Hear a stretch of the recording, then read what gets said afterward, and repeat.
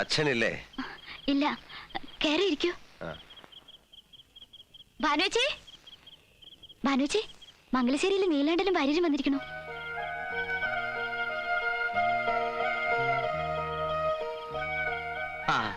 അച്ഛൻ എപ്പോ വരും കുട്ടി? എത്താറാവുന്നതേ ഉള്ളൂ. കുടിക്കാൻ എന്താ? ചായ വേണം. അത് അനിയത്തിയോട് എടുക്കാൻ പറയാ. എന്നിട്ട് താൻ അവിടെ നിൽക്കുക.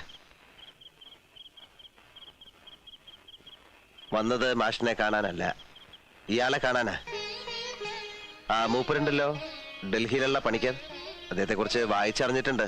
നമ്മുടെ രവിശങ്കറിന്റെ ഏട്ടൻ ഉദയശങ്കറിന്റെ ബാലെ ട്രൂപ്പിലൊക്കെ വർക്ക് ചെയ്ത ആളല്ലേ? അതെ. അപ്പോ തെറ്റിയിട്ടില്ലേ?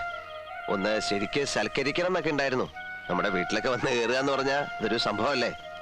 പക്ഷെ എന്താ ചെയ്യാ, വന്ന് കയറി മുഖത്തടിച്ച പോലെ എന്നെ കുറെ ശകാരിച്ചിട്ടങ്ങ് പോയി. ഇയാള് വളരെ ബ്രൈറ്റ് ഫ്യൂച്ചറുള്ള ആളാണ്, ഏതോ ഹൈറ്റ്സിലൊക്കെ എത്തേണ്ടതാണെന്നൊക്കെ പറഞ്ഞു. ഞാനൊരുത്തം കാരണം അതെല്ലാം ഉപേക്ഷിച്ചു എന്നറിഞ്ഞതിലുള്ള ദേഷ്യമായിരുന്നു മൂപ്പർക്ക്. എന്നോട് തന്നെ വന്ന് കാണണമെന്നും വേണച്ച കാല് പിടിക്കണം എന്നൊക്കെ പറഞ്ഞിരിക്കുക. പരിഹസിക്കരുതെന്ന് പറയൂ വാരമ്മ. പരിഹസിക്കാനാണെങ്കിൽ ഈ രാത്രി ഞാൻ ഇത്രയും ദൂരം വരുമായിരുന്നോ?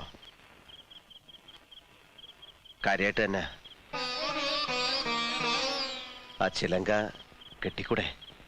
കെട്ടാം, പക്ഷേ നിങ്ങളുടെ മരണത്തിന് ശേഷമേ അതുണ്ടാവൂ. എന്നും എവിടെയും തോൽക്കാൻ എനിക്കിത്തിരി പ്രയാസമുണ്ട്. ഈ കാര്യത്തിലെങ്കിലും ആർക്കും നഷ്ടമില്ലാതെ ജയിച്ചോട്ടെ ഞാൻ.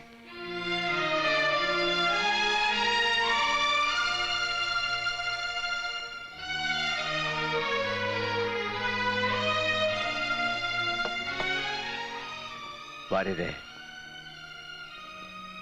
അതൊരു ഉറച്ച മനസ്സിൽ നിന്നുള്ള മറുപടിയാ.